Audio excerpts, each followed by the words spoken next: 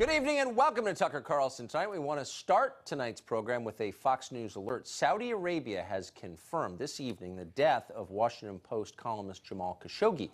State-run media in the kingdom is reporting that Khashoggi was indeed killed. They said it happened in a fist fight at the Saudi consulate in Turkey. We'll try to explain what it all means just a minute from now. But first, an update on the facts of the case. Benjamin Hall is in Istanbul with those. Ben? Hi, Tucker. 17 long days we've waited for this explanation. Now we are getting it today, and only a few days after Secretary Pompeo flew to Riyadh and demanded answers. What Saudi state television and the Saudi prosecutors are telling us and what they're releasing publicly is that they have now arrested 18 individuals connected to the murder of Jamal Khashoggi. Now, the majority of those people, they say, were the same ones caught on CCTV in Istanbul, entering the consulate and then leaving shortly afterwards. And what they say happened inside was a fight, effectively. I'll read you some of the statement. It says, a discussion between Khashoggi and the people who met him while at the consulate led to a fight and a clash with hands, resulting in his death. And that line, with hands, is very important. Remember, all the leaks we've heard from Turkey point towards torture, dismemberment, pulling off of fingers. So Saudi Arabia clearly trying to distance itself from the gruesome nature of this story that we've been hearing. Now, among the 18 who have been arrested, 5 high-ranking figures, and this is crucial. Among them, a man called General Asiri. He is the deputy head of Saudi intelligence. He had trained in the US and the UK. He was, in fact, the former spokesman for the Saudi-led war in Yemen, a major figure in Saudi intelligence, and alongside him, a senior aide to Mohammed bin Salman, the Crown Prince. But that is as far as the connection to the royal family goes. In fact, they are denying any involvement. In fact, they're saying that they have to push back on this, completely restructured the intelligence services in light of this. So they are coming with a line of total deniability. Now, Saudi sources also saying that the king himself reached out to President Erdogan a couple of hours before this news broke. He wants to smooth over relationships with that country. The last 2 weeks have been torturous over here, a geopolitical storm, and that he's trying to put to rest. But the bigger question now, can he settle issues with the US? We're waiting for a statement from the White House now. We are waiting for that, but what we have been hearing from on Twitter are a number of senators. We've heard from Lindsey Graham. He isn't believing it. You remember a couple of days ago he came out firmly against Mohammed bin Salman. Well, he has been saying, to say I am skeptical of the Saudi narrative about Mr. Khashoggi is an understatement. So this may smooth over some of the cracks as far as regional politics go. Whether or not it has a lasting issue in the US, we just don't know yet. We are getting breaking news constantly. I'm speaking to Saudi sources. This is the story we were expecting, the sense that this was an interrogation gone wrong. It was sanctioned by someone quite high-leveled, but not in the royal family. That's what we are getting now, and we have to see how it plays out. Is there lasting damage done between the US and Saudi Arabia? We have to see. One big question: where is the body? Who sanctioned it? Why did 15 of them go to the consulate to interrogate one man? Those remain unanswered today, and we will try and bring you all of them as we get them from here. Tucker? Where's the body? Great question. Ben, thank you very much. So there you have it. Khashoggi is, in fact, dead, as we have already been told, and the Saudis did it. They admit it now. What should we make of this? Well, the usual head nodders on TV seem stunned by the news. They can hardly believe that a bloodthirsty medieval theocracy would do something like this. Really? The Saudis? The same people who cut off the hands of thieves and behead adulterers in public parks? The same regime that is currently prosecuting one of the world's cruelest wars in one of the world's poorest countries, Yemen. You're telling me these people murdered a political opponent? Doesn't sound like the Saudis we know. Come on. Of course they did it. We knew they did it. Their only concern was getting caught. Now, they have been caught, and they probably regret the whole thing. All of that makes sense. None of it is surprising. What is confusing is the wave of false posturing on display from our own mindless ruling class. Khashoggi's death, they're telling us, is now somehow the most important story in the world. Far more important than the many political murders China commits each year, far more than Saudi Arabia, or the countless children the Saudis have bombed and starved to death in Yemen. More than that, they're telling us it's a moral litmus test, the latest in a long series of moral litmus tests that are delivered to us by Fiat on cable news. Support this, don't support that, otherwise you're a bad person. That's the message of almost every show. Share my beliefs or you are damned. Now, in this case, it's a little confusing because keep in mind, these are the same people, the ones commanding you to hate the Saudis, who just months ago were uncritically repeating Saudi talking points right from the embassy. Remember when we bombed Syria last spring and bombed it the year before? Well, the Saudis pushed that. Everyone knew that. It might have been nice to hear that on television. We could have used some media skepticism at the time, but no. Only this show pretty much brought that up. The rest of the press loved it. They love all wars. The more distant and the more pointless, the better. Okay, but spare us the theatrics now. This is a stunt. It's an international incident hyped and manufactured for domestic political goals. Here are the goals. Watch this. The president is completely in the pocket of any other dictators in the world because he admires their ability to basically kill or tacitly allow the death of anybody who criticizes them. When Donald Trump calls the press the enemy of the people, and it's not implausible that the Saudis heard that and thought, no one is going to care. After all, these people are the enemies of the people. And you see it with his complicity, and it is complicity in the murder of a Washington Post columnist by a Middle Eastern thug. Spare me. Meanwhile, today, Congressman Joaquin Castro floated the bizarre theory that Khashoggi's murder was ordered by Jared Kushner. Even CNN seemed confused by this. Watch. Let me get to the point that I think is most disturbing right now. The reporting that Jared Kushner may have, with U.S. intelligence, delivered a hit list, an enemies list, to the Crown Prince, to MBS in Saudi Arabia, and that the prince then may have acted on that, and one of the people that he took action against is Mr. Khashoggi. Just to be clear, if that's Congressman, the we case, don't have, I just want to be clear for our viewers, we do not have that reporting. Yeah, that's a sitting member of Congress who just said that. These are not serious people. They know nothing. They will say anything. They are buffoons. Spare us the lectures, please. We'll have more on news from Saudi Arabia in just a few minutes. But first, another Fox News alert for you. Mexican authorities are trying to stop a caravan of migrants headed north to the United States. That may literally be beyond their power. Trace Gallagher has the latest on that story. Trace? And Tucker, it's impossible to get an accurate count because the caravan is spreading out, but we still believe there are between 3,000 and 4,000 Honduran and Salvadoran immigrants heading north. And right now, at Guatemala's border with Mexico, there are thousands of migrants waiting in line trying to cross one of two bridges that lead into Mexico. Now, earlier, they broke a gate and tried to push their way into the country. And in spite of Mexican police and military using smoke canisters to push them back, many of them, as you can see, kind of got through.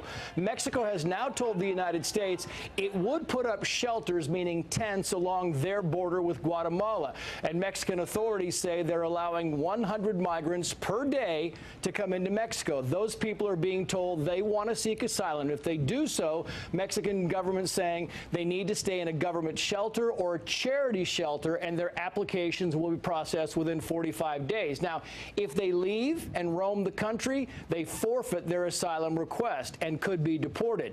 Today, after meeting with President Peña Nieto, Secretary of State Mike Pompeo said this. Watch. This is an organized effort to come through and violate the sovereignty of Mexico. And so we're prepared to do all that we can to support the decisions that Mexico makes about how they're going to address this very serious and important issue. But reports on the ground show that most of these Central American migrants are trying to come to the United States. President Trump, of course, has vowed to use the military to shut down the border if needed. Tucker. Trace Gallagher, thanks a lot for that update. Meanwhile, the midterm elections are around the corner, 18 days from right now. And the central question remaining isn't just who will win Congress, whether the Democratic Party will remain a legitimate political organization or become something else entirely. Elements of the Democratic coalition are becoming radical. Some are threatening violence, some are advocating violence. Others are taking the next step and engaging in violence. Even the party's leaders, those with the deepest ties to the establishment and the most to lose, are suddenly saying things that would have been unimaginable just a year ago. Here, for example, is Nancy Pelosi. Watch her explain that people will be hurt in order to achieve the Democratic Party's goals, and that's okay. Watch. We have to have total clarity about what we do. when it comes to everything, a woman's right to choose, whether it's about immigration, whether it's about gun safety, whether it's about climate. We didn't even talk about climate. And if there's some collateral damage for some others who do not share our view, well, so be it.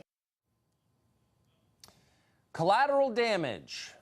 She's talking about you. Your collateral damage in Pelosi's remarkably direct calculation. Thanks for telling us. You're one of those people in the way. You're an inconvenience who will be crushed beneath the wheels of progress when it comes right down to it. You're one of those infamous eggs that must be broken to make the world's greatest omelet. Just today, by the way, a New York man called Ronald DeRisi was charged for threatening Senators Chuck Grassley and Susan Collins with death. Why? Because they dared to support the Brett Kavanaugh nomination. They were in the way. So did the woman in this video. She was in the way, too. She made the mistake of wearing an NYPD hat in the presence of a leftist. Watch what happened when she did. Why are you trying to block me? I'm trying to walk here. I obey traffic signals. You're a snarky little idiot. Shut the up. Try something. I'm not going to punch you. I'm not like your husband. I'm not going to punch you. I'm not married. I'm not like your boyfriend or your cop boyfriend who's going to knock you out, so don't worry. My husband died in 9/11. Good for him. Good. Good. Those NYPD were a bunch of sodomizers. Sodomizing immigrants with their bully sticks. So yeah, your husband probably should rot in the grave. I'm glad your husband died in 9/11, says a representative of the youth wing of the Democratic Party. Ann Coulter's been watching moments like these for the past 3 years and writing about them. Her new book is called Resistance is Futile, How the Trump-Hating Left Lost Its Collective Mind, and she joins us tonight in studio. Ann, it's great to see you. Thank you. Good to be here. So what does the Democratic Party look like 19 days from now? How do they put this all back together? They've showed us who they are. What are they when the smoke clears? I wouldn't judge how they do this fall by assume that these comments are beloved by the people. I mean, I think people have to remember a blue wave is the historic norm right now. It's very possible they'll take control of the House. Luckily, and I think a lot because of some of the things you just showed, and of course the reaction to Justice Kavanaugh, it doesn't look like they're going to take the U.S. Senate, but they ought to be having a huge blue wave, and they probably won't have it because they're insane. They've gone mad. But the people who run the party, who are vested in it, I mean, the people who hold office or who, whose livelihoods depends on the Democratic Party, I mean, they must be getting nervous because they can't control their base. No, they do this all the time. I mean, they did it after Ferguson. In order to help the Democrats win an election, they are willing to gin up race hatred, as they did after what happened in Ferguson. They're willing, at this point, after Kavanaugh and continuing until the election, to gin up mentally ill women. And they can't control them. I mean, once they've done it, they just walk away, and you have... I mean, you've seen the statistics on the Ferguson effect written about by Heather McDonald, among others, that the rate of blacks being murdered went up astronomically after Ferguson, and particularly in cities where there was an alleged police racist shooting. Incidentally, I've noticed that police suddenly stopped engaging in racist attacks on black people once they started wearing body cameras. You notice how they just sort of went away? I did notice the that. ACLU is actually suing some cities to make them stop wearing body cameras because they keep getting caught making false allegations of a racist cop, as a Princeton woman did. A Princeton professor made a false allegation of a cop racist stop, and there was a body camera.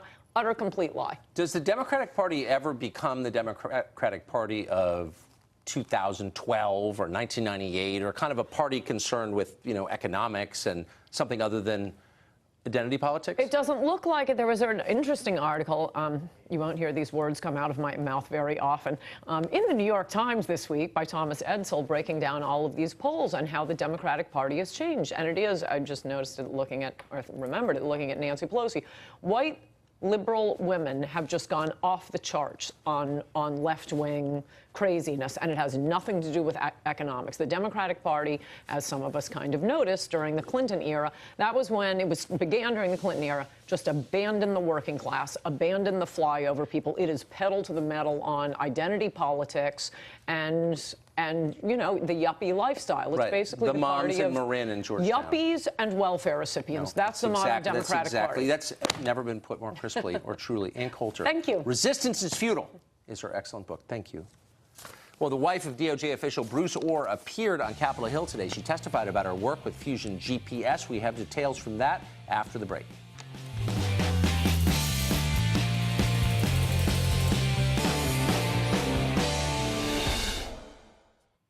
Senator Elizabeth Warren of Massachusetts assumed she'd be a progressive hero on Monday when she released DNA test results showing that it's possible she might have a tiny amount of American Indian blood, or maybe it was from South America, not clear. Instead, she was ridiculed. Even the Cherokee Nation said she was, quote, hurting tribal interests by doing this.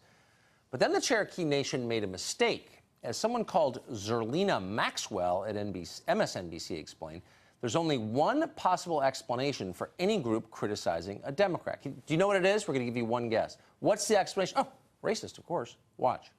The Cherokee Nation response was problematic because it actually ignores the fact that DNA testing historically has been used to exclude black natives from tribal affiliation. And so that history has been completely lost in this entire conversation, and that's potentially very unfortunate. So the Cherokee Nation is racist for criticizing Elizabeth Warren, who's way whiter than you are. Because it's not racist to make up a bogus racial identity to game the system and advance your career. But if you call someone out for that, who's a sitting Democrat, that's real racism. So just be sure to update your definitions tonight. Meanwhile, the wife of senior DOJ official Bruce Orr appeared on Capitol Hill today. Nellie Orr worked for Fusion GPS during the 2016 election cycle when her husband met with Christopher Steele about the infamous Trump dossier. But during her testimony to a House panel today, Nellie Orr invoked spousal privilege in order to limit what she told lawmakers. Was she right to do that? What didn't she say? Jonathan Turley is a professor at George Washington University Law School. He's been watching all of this closely and joins us tonight. Professor, thanks for coming on. I assume it's legitimate to invoke spousal privilege. It sounds legitimate to me anyway, as a non-lawyer. What do you think she was hoping not to say? Well, it's pretty rare to have a spousal claim raised, particularly with all the advancement that women have been able to achieve. To have someone in an important position refuse to answer questions from an oversight committee by returning to a spousal status is problematic because there's serious questions that have been raised here, conflicts in the testimony that people have cited with regard to her husband. What we really have to find out is what is the real record here? When were contacts made? Who were the people that presented this information that ultimately went to the FISA court? None of those questions are being answered right now. So you do make, I think, a great point, which is if she's saying she can't answer questions to an oversight body, congressional oversight body, because it's her husband and they're too close and they shouldn't be required to violate the privacy that exists between them, then was it appropriate for them to be working even indirectly in a government setting, which they were? Well, that's the problem, is that you seem to have sort of alternative reasoning. You can claim the fifth, and if I don't use the fifth, he's my spouse, and if he's not his spouse, I'm his minister, something along those lines.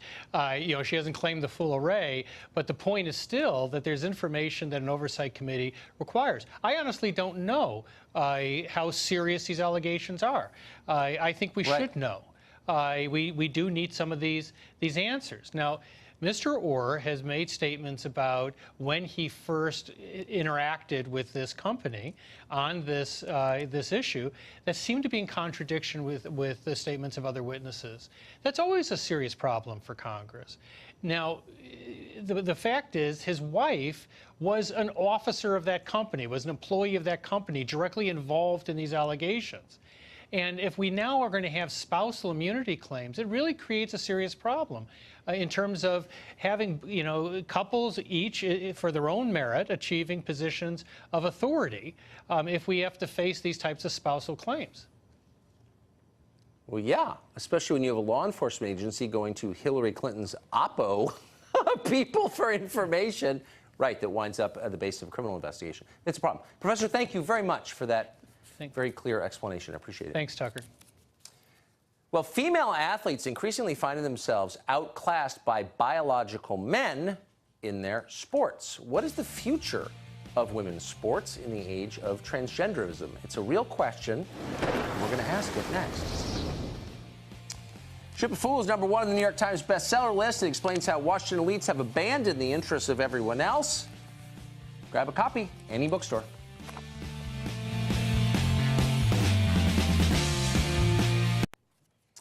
Well, the age of female athletics may be coming to an end. A new age is upon us, the age of the transgender athlete.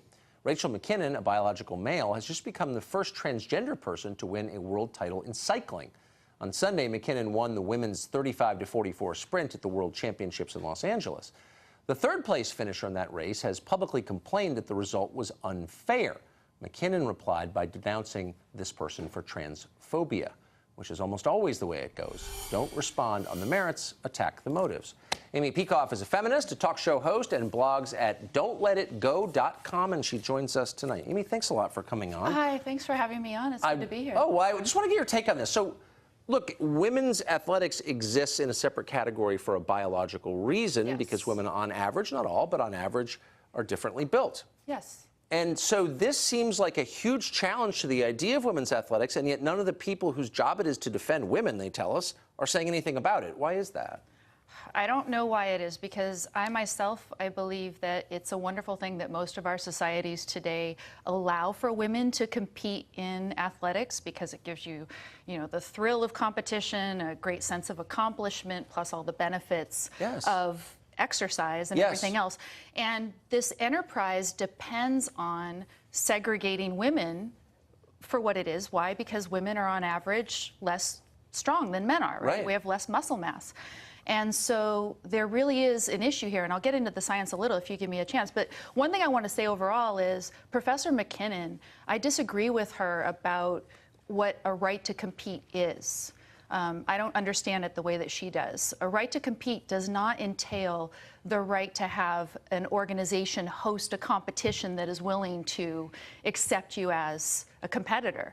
If those exist out there, it's great. And as I said, I'm very happy that we do have women's competition. But what would happen to the WNBA if men describe themselves, biological men, and I don't want to get into the debate. I mean, call yourself whatever you want, but biology's real, and if biological men compete, then that disenfranchises the women who make real salaries. Yeah, I'm going to call them transgender females because in general I'm supportive of transgenders, and I've got quite a bit of education about it from a great blogger. He goes by HD.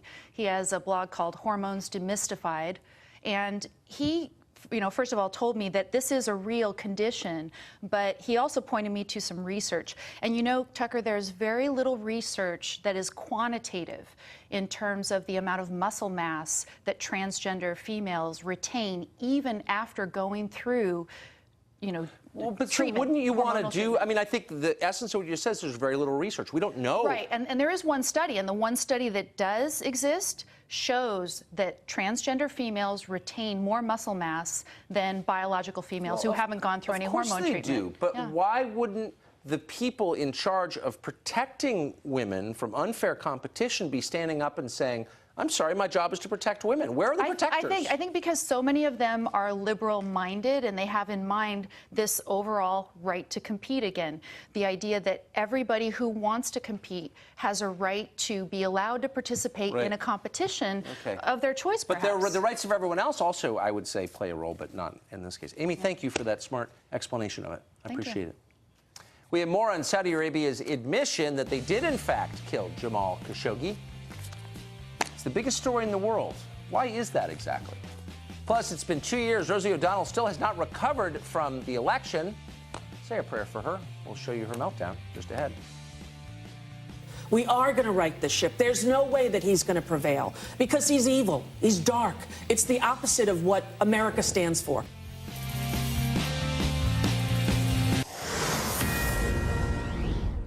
This is a Fox News alert. Saudi Arabia has admitted tonight that missing journalist Jamal Khashoggi is in fact dead.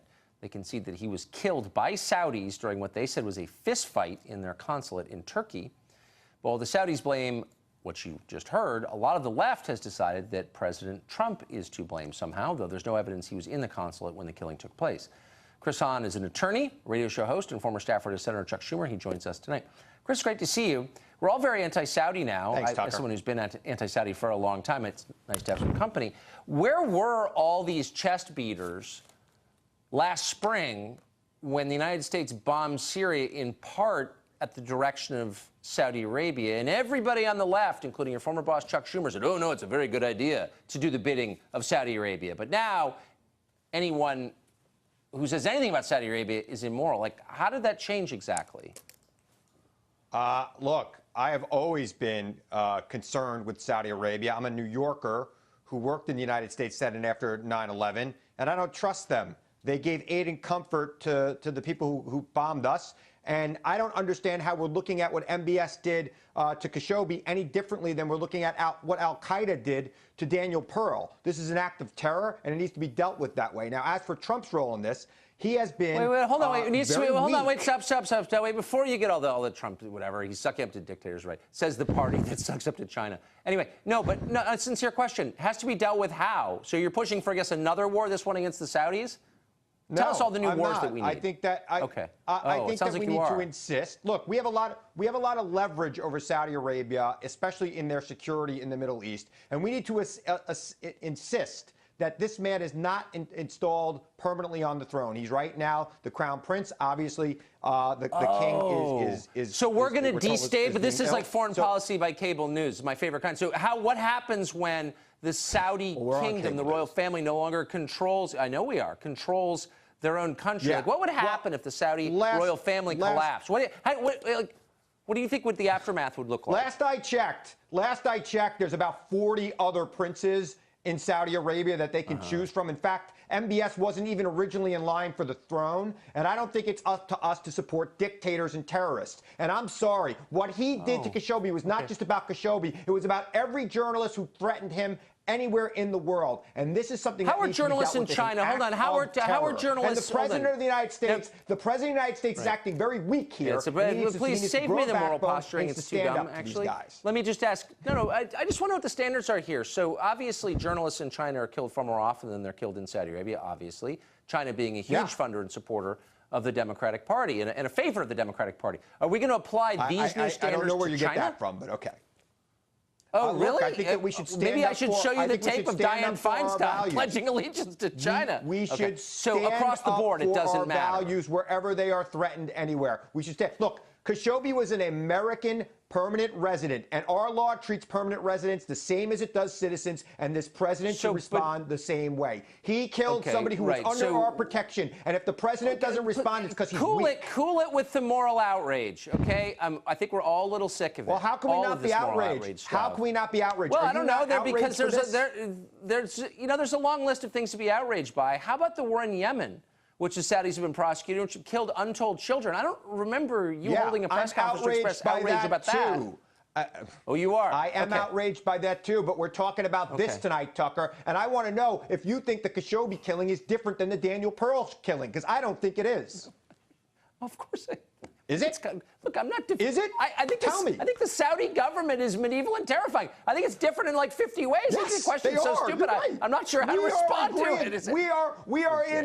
We are in mutual agreement, Tucker. I agree with you. I do not like what's going on there. I don't like what a lot of things are going on around the world, but we have a lot of leverage over the Saudis, and we should use it. Okay. Yeah. All right, new war. Thanks, Chris.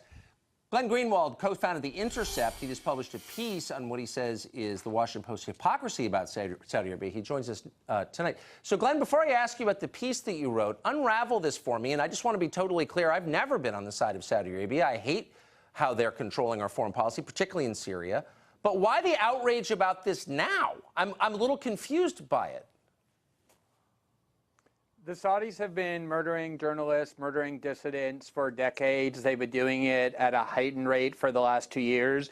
as you just said, the Obama administration was arming the Saudis in order to create the worst humanitarian crisis in Yemen by slaughtering civilians by the thousands, imposing famine conditions on millions. The Trump administration has done the same.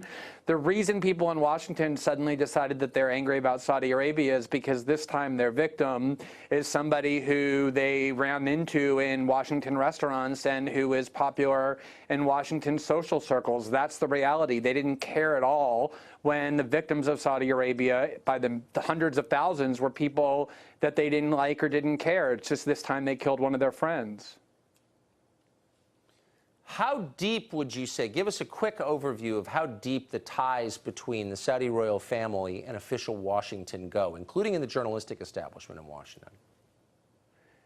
It's impossible to overstate. When the Crown Prince came here, he had the red carpet rolled out for him by Hollywood. He met with Oprah. By Silicon Valley, he met with Bill Gates and Jeff Bezos.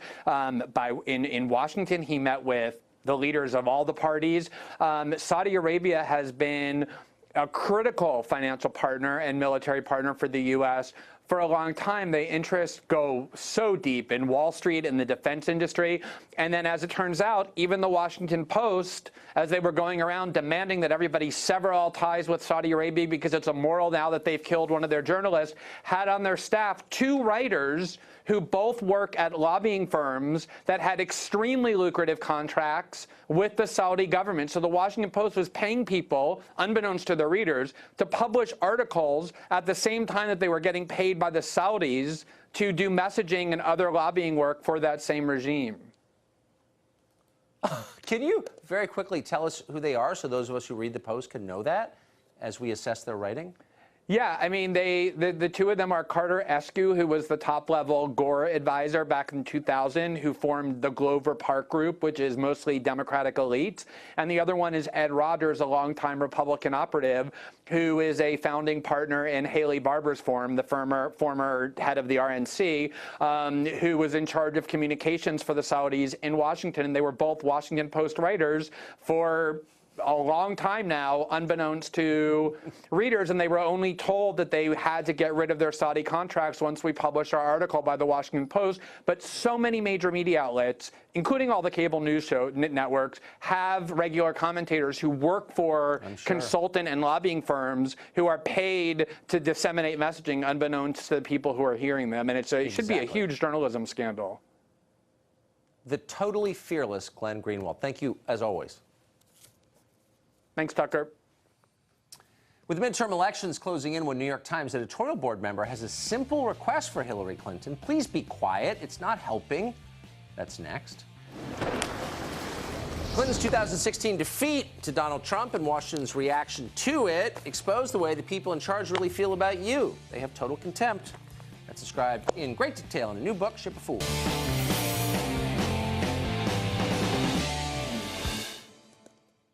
Hillary Clinton failed the Democratic Party 2 years ago, but she's been determined to remain in the public eye ever since. Now the New York Times editorial board is fed up with it. In an opinion piece, board member Michelle Cottle complains about Clinton's masterclass in distraction. She says Clinton's recent stunts, her attacks on civility, for example, are diluting the party's message and could cause them to suffer more defeats at the ballot box. In short, Hillary, please go away for just a few minutes. Dave Rubin hosts The Rubin Report, and he joins us tonight. What do you make of that? Great to see you, by the way. Good to see you, One my of the friend. benefits of being in Los Angeles is you're on the set. What do you make of Hillary Clinton she is still the standard bearer of the party, isn't she? She was the last nominee. Yeah, I mean, look, this line about civility, that we can no longer be civil with our political opponents, think about what that really means. I mean, just word it differently. We should start being uncivil, right? That's what she's really saying. So what does that really mean? Hunt them down in restaurants, find them in elevators, go to their jobs? Should we stop them on the road? I mean, where does this go? The thing that we have in America is that we can do this every night. You, Tucker Carlson, can argue with someone about something political. Yes. And it doesn't get violent, and you wrap it up at the end of the day, and you go home and you do it again the next day. Civility's all we have, and they're making it very clear. And this is something, I say this as someone that was on the left my whole life. I've never voted. I think one time in my life I voted for a Republican, which was Mike Bloomberg at his third term in New York City a long time ago, and that's really a hazy Republican Yes, situation, it right? is. So I say this as someone that's been trying to call it out from what I considered my side for a long time. It's like, guys, let's rein this back in a little bit, because what is after civility? And I think we both know what it is, and it's pretty dangerous. I wonder if she does. I think they've realized that they've lost control of the party. The Clinton machine doesn't have control of the party anymore. The party's going through this democratic socialist or socialist Democrat, whatever this thing, they'll drop the Democrat part soon enough. And she's trying to grab anything that'll make her feel relevant again. And she's not really that relevant. And in a weird way, she has to get out of the way for this other thing to take over. Not that I think the other thing is great, because believe me, I actually think this other thing, the more far left wing of the party, is much worse. I'd take Hillary Clinton any day over some of these people. We're going to look back and go, man, the Clintons were the good old days. And I say this, I voted for Bill Clinton twice. Okay, so Hillary, they're losing control, and that's why Eric Holder, when they go low, we kick them. All of these things, these are not coincidences. Right. This is not, Maxine Waters, find them and hunt them down, or whatever she said. And Cory Booker did the same thing. And I've seen articles about you, find Tucker Carlson in a restaurant. He's so upset that he won't be able to go to a restaurant. And it's like, if that's where we're at, we will look back and go, man, we really screwed up the most beautiful experiment that has ever been done in world history about how do you get different people from all over the world to come together and live together. We've done it right here. And it doesn't mean it's perfect for everyone. It doesn't mean that there aren't some racists. It doesn't mean that we have class issues and economic issues and all sorts of things. But if we don't pull back this thing, it will be much worse. And it will be much worse faster than anyone can imagine. It's totally right, because it's more fragile than we acknowledge. Yeah. Dave Rubin, great to see you. Likewise, my friend. friend. Very much. Rosie O'Donnell has been in a long-running, mostly one-sided battle with Donald Trump for many years. We'll end this week with the highlights of what she recently said, because, while disturbing, also kind of amusing. This is not Russia. To Donald Trump and his pathetic band of white, privileged, criminal businessmen, I would like to say to him, niet, sir, niet, niet. Rosie O'Donnell really, really hates Trump. But unlike most people in her world who really hate Trump, she can credibly claim it's not a new thing. She's been hating Trump for many years, but she's no closer to winning that debate. Yesterday on MSNBC, Rosie showed she still has not recovered from the 2016 election. Here's part of it. We are going to right the ship. There's no way that he's going to prevail, because he's evil. He's dark. It's the opposite of what America stands for. I always thought, why didn't they counter-program his rallies? His Nazi-esque rallies. When he was elected, what I wrote on Twitter was, we should impose martial law till we make sure that the Russians weren't involved in the final tallies of the vote. He wants to send the military to the border, so... I want to send the military to the White House to get him. Martial law, Nicole Wallace thinks that's a good idea. Dean Cain is an actor, joins us tonight. Dean, you've been here all your life. Obviously, you're a famous actor. If I were running the Hollywood Chamber of Commerce, I would call Rosie O'Donnell and say, pull back a little. Martial law, really? You're embarrassing us. Yeah, well, I mean, that thing was a joke she said about sending the military over to get him out of the White House. Yeah. It was a joke, a thinly veiled joke. But when she did say, she tweeted martial law, impose martial law until we're sure the Russians had nothing to do, that was insane. I mean, that's a coup. Well, that's it is insane. It's crazy. So but don't other people in her world say, look, Rosie, I get it, you don't like Trump, you're a liberal, okay, fine. But you're discrediting yourself and the rest of us by acting like a mental patient on TV. Don't do that. Well, that sounds entirely reasonable, Tucker. Why would something like that happen? No, I guess that's right. Completely reasonable. No, I know Rosie. I knew her back on her show back in the day, and we were very friendly and wonderful. I don't know that she would talk to me now, but I disagree with her. Yeah. And I would be happy to sit across from her and say, I disagree. And even on that show, all they did was laugh, and they're all on the same side. Why didn't anybody offer a dissenting opinion and say, well, that doesn't make any sense? Yeah, why don't Nicole Wallace say, really, martial law? I mean, because that seems a little, So how often do you hear stuff like that here at dinner? Monday through Sunday. Monday through Sunday. Occasionally, I just won't go to dinner, so I'll miss it that night. So it's ubiquitous. It's constant, and on every film set, I hear it all the time. But here's the funny thing: I'll hear it from some of the actors, but then we'll go through and we're shooting something, and the grip will give me a little bump, like, "Hey, I'm with you. I know." So that's such an interesting point, and I've noticed this exact thing. How different are the political views of the crews, the sometimes unionized wage-earning crews, from those of the celebrities working on the set? I would say they're diametrically opposed. That's been my experience, and I've only been doing this for about 40 years. So don't the actors at some point say, I'm supposed to be on the side of the average person, the underdog. I'm surrounded by underdogs, people making 100th of what I make, but I hate them for their views? Is there any dissonance? No, they don't hear that at all, because actors are, all we hear is what we want to hear most of the time. I'm putting myself in that camp because I am an actor, but I'm a Princeton-educated kid. I travel the world. I do things that I think have some substance in them. I talk to world leaders. I'm in bad places. But a lot of these people, you're coddled as an actor. So, and you're told, oh, you're so great all the time that people start to believe it, and they start to believe that their opinion means more than the guy who's, clapping the I mean, if you're making there. $10 million a year and denouncing your cameraman as immoral, maybe you would get some self-awareness there. Or at least, out of focus. Yeah, exactly. Out of focus. Dean Cain, great to see you. Tucker, always Thank a pleasure, you. sir. That is it for us for tonight and for the week. We'll be back on Monday, the show that is the sworn and cheerful enemy of lying, pomposity, smugness, and groupthink. DVR it if you can crack that mystery. Good night from Los Angeles. Hannity is next. More than anything, have a great and restful weekend. Put down the screen and enjoy your family. See ya.